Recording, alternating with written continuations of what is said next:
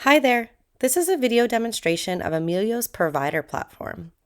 This platform is the home to key functionalities related to Ameelio's provider communication products. This platform is meant to be accessed by approved providers, otherwise known as the staff members who work at an organization that provides services to incarcerated individuals. First, the provider will log in with their unique credentials. Each staff member within the outside organization who has permission to use Ameelio will all have their own account for login. Once signed in, the provider is brought to the Events tab as the home page. The Events tab shows an overview of any upcoming video calls or in-person visits that they have scheduled.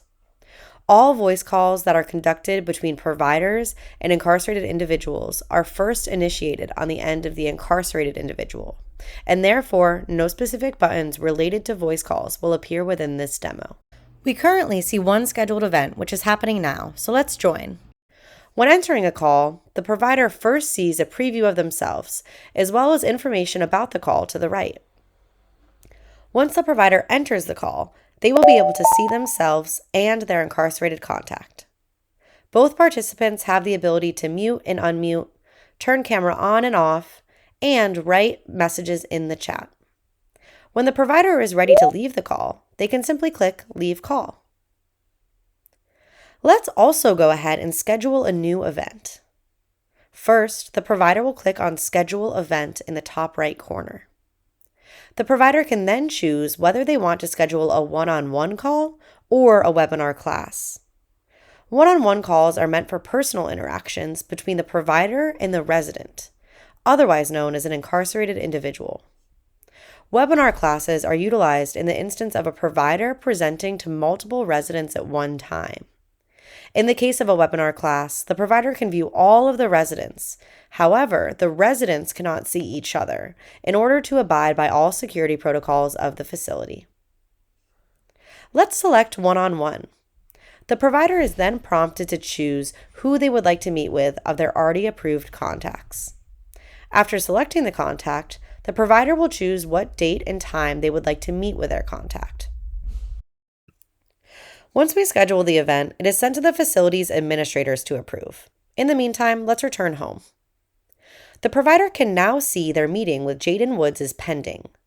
If we click on the three dots in the right corner, we can see the details of the event, modify the event, or cancel the event. The overview of event details shows the status of the event, whether it is pending or if it has been approved, the date and time of the event, and who will be participating in the call. The provider can also see where the resident will be when they take their call. Lastly, they have access to additional resources such as the privacy policy and a blurb regarding what to expect for the call. Providers can cancel an event in two ways. They are able to navigate to the top right of this screen to click Cancel Event, or they can cancel an event by clicking on the three dots on the main page. When canceling an event, a message confirming that the provider wants to cancel will pop up. All activity related to e-messages will appear within the Messages tab. Here we can see that Tracy has the ability to e-message their one connection, Jaden Woods. The provider can see any messages that they have previously sent to their client and also can send new messages. Clicking on the top right information button opens up a sidebar that shows the incarcerated individual's name, links to their profile, provides an overview to any upcoming events, and also provides a shortcut to scheduling a new meeting. The Contact section of the platform highlights all personal contacts, team contacts, and pending connection requests. First is My Contacts. This shows all contacts that the provider has active connections with. Here we see that Tracy has a connection with Jaden Woods. There is also visibility into where Jaden is located, their ID number, and who else from Tracy's organization is connected with Jaden. This section also provides a shortcut for scheduling meetings. In the case that a provider has a lot of contacts, they're able to search by their name or location. Moving to Team Contacts. This tab shows us all of the incarcerated individuals that providers from the organization have connections with. We see that Harper West from the Reentry Center is also an approved contact for Jaden Woods, Alejandro Morales, and Riley Thomas. However, it is important to note that Tracy can only schedule a meeting with Jaden, as Tracy is not yet an approved contact for Alejandro or Riley. The last tab is for pending requests. This tab shows any incarcerated individual that the provider has requested connection with. In this case, Tracy has requested a connection with DeAndre Williams. We can see information on DeAndre, as well as when the request was placed. The Organization tab shows an overview to the organization that the provider is part of. Here, the name of Tracy's organization, Reentry Center, is listed on top. There is view into who else from the Reentry Center is signed up for Ameelio, as well as their email, role, and any actions that can be taken. As Tracy is an admin, they have the ability to remove Harper as a team member from the organization. If Tracy only had the permissions of a member, like Harper, this function would not be available. In the top right corner is a link to invite additional team members.